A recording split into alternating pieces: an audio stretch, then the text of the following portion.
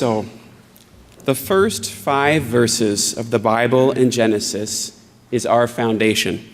It's a foundation upon which we begin to understand the story of God and of God and us. And verse 2 sets a stage for 2 profound statements about who God is and why God created us. The first half of the verse read like this: "The earth was a formless void, and darkness covered the face of the deep." In this deep, this formless darkness, there was nothing. There was nothingness. And nothingness was what God used to bring forth everything, right? Nothingness was God's canvas. Nothingness was God's throwing wheel. Nothingness was God's finely tuned instrument for all of creation. So this is the first profound statement I want us to remember and to think about, is this belief that God created ex nihilo. Ex nihilo. Can we all say that? Ex nihilo. God created us from nothing. And because of this, God had no pressure to do anything else but to love us. The second half of the verse reads, "While a wind from God swept over the face of the waters." So here God immediately starts the work of creation. The wind sweeping was the christening act to give shape to all of creation.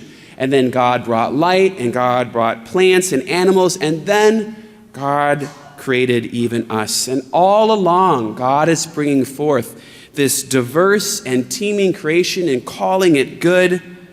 But when it came to us, God said, Imago Dei, Latin for made in God's image, which is how we have been uniquely made.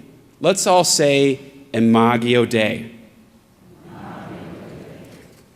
Creation ex nihilo and created Imago Dei. These are what I want to talk about today, because whatever we think about these high-fluting theological ideas, they do have profound meaning upon our lives. And the longer we live, the more experiences that we incur, the greater our responsibilities become, confirmands. The more competing pressures are exerted upon us, the more we need to remember ex nihilo and Imago Dei. So why would it be good to be reminded that God created us from nothing? This might make sense if you ever watch The Hunger Games, right? And you remember the character Katniss Everdeen? Katniss was one of the original survivors of the Hunger Games, where participants from each of 13 districts of the fictitious country of Panem were forced to the death to compete for the enjoyment of the opulent inhabitants of the capital city and their power-hungry president, President Snow. So early on, Katniss Everdeen proves her unusual gift for archery, and more so, her ability to have hope for a future that would exist beyond control and beyond manipulation, where people were free to pursue what they wanted to pursue. Katniss ends up winning the Hunger Games by refusing to compete to the death. She wins the Hunger Games by refusing to play by the rules, and then Katniss becomes this sort of legendary figure for a growing rebellion that eventually starts to topple the tyrannical capital. She becomes a person of great power because of her independent choices. In the final installment, The Mockingjay, Katniss is approached by President Coin, the new president of the new rebellion, to help unify the rebellion in its efforts. President Coin is constantly trying to control Katniss, to invite her into this tangled web of propaganda used by the rebellion. And in the end, President Coin chooses to callously hold yet another Hunger Games, another display of human suffering, where Katniss is asked to kill President Snow in front of this new nation. Against overwhelming pressures from President Coin and almost every single person around her, Katniss does not yield in her quest for freedom and following her inner voice. She does not end her quest to end the Hunger Games. And instead of killing President Snow, Katniss raises her bow and she kills President Coin, knowing that President Snow will also receive some form of justice. It's a very complicated story, right? I tried to solidify it down as much as I could, but here's what I want us to remember. Katniss' character starts out as a very honest person from a relatively simple background, and she finds herself swept into this maelstrom of competing forces, all seeking to use her for their purposes. They are corrosive people. They are corrupt people. They are all unable to be in relationship with Katniss, freed from this web of power and influence which controls even them. And in the end, Katniss was left pained and lonely in being true to her desire to promote freedom and liberation. Now, I am not suggesting that everyone that surrounds us is corrupt and corrosive and greedy. I think just the opposite of that. The world is full of joyful and loving people. And I'm not suggesting, confirmands, that you guys take up archery to vanquish people you disagree with. That's the wrong takeaway here. Nor am I suggesting that when we face difficult life choices, we have to live pained and lonely. But what I am saying is that there is only one person who is completely free to love us. And that one person is God. God who created us ex nihilo, from nothing. God who created with no external pressures, no pressure to control, no pressure for survival, no desire for ownership. God created us out of love and continues to seek to offer us liberating love. God's love is like none other. A wise and trusted person once said that in life, if we have a very small handful of friends that we truly, deeply trust, people who love us and will work for our good and will sacrifice to see us flourish, if we have this small handful of people, we are deeply, deeply blessed. I was told that through them we learn to see God more clearly. It is a reflection of God's love they show us. It is not themselves that we see. So I pray that all of our lives are filled with loving, joyful, talented, wise people. But remember, we have to remember that none of them can take God's place. None of them will be able to love us as freely as God. And that's okay. It's okay because God is there for us as the deep waters of life unfold. The more challenging our relationships, the larger the web of competing forces that seek to manipulate us or cause us to unknowingly manipulate others. God is there in these murky depths, working through us to write a story of justice and mercy and freedom and grace. And I want to share one other story that might help us to frame up this second profound statement of God, Imago Dei. So once when I was sea kayaking, I had an experience of being in deep waters. As part of my outdoor educator training, I was in a group that crossed Prince William Sound in southern Alaska in sea kayaks. The sound is over 2,000 feet deep, and it is full of mysterious sea creatures and great unknowns that, like many of us experience when we experience the deep waters of life.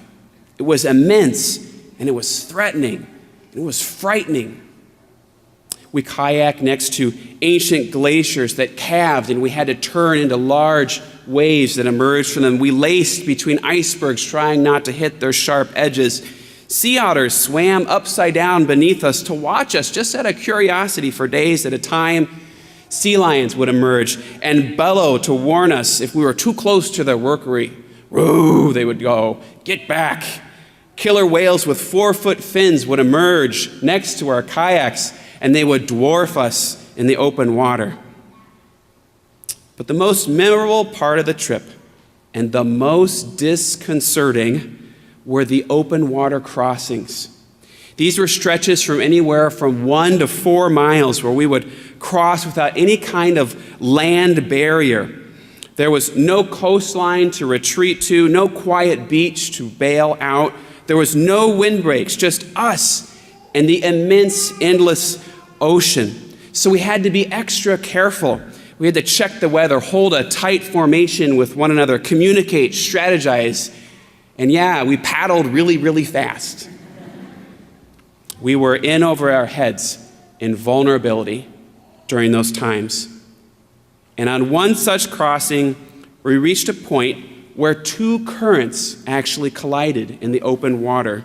Deep waters churned beneath us with such strength, they literally created waves out over the top of the water. It's called mashed potatoes for people who sea kayak. And unlike normal paddling, the water can throw you around in unexpected ways, and it emerges where you don't know where it's coming from. The kayak can fall beneath you at times, literally. It's frightening. My heart raced. I gripped the paddle tightly, and I wondered if being there was a good idea at all. But I could see the same fear in other people's faces as well. And I could also see us remembering the days we had spent training for this. We had learned to roll the kayaks, to make a wet exit and a wet reentry, to read tidal charts and to practice our paddle strokes. Before you knew it, the deep, unpredictable waters that fell beneath us, they just weren't so immense or frightening. We all began to laugh as we paddled as fast as we could. We took joy in the mashed potatoes and its unpredictability, their icy fathoms, the monsters lurking beneath us, the chance of real danger. I started to strangely feel like we were at home together, and we grew to love it. Now, it's easy to picture the deep waters when you are literally in them, like on the ocean. But deep waters come in many other ways. Deep waters come in marriage. Deep waters come holding on to old friendships. There's the deep waters of parenting, the deep waters of holding on to your faith when all you want to do is let go.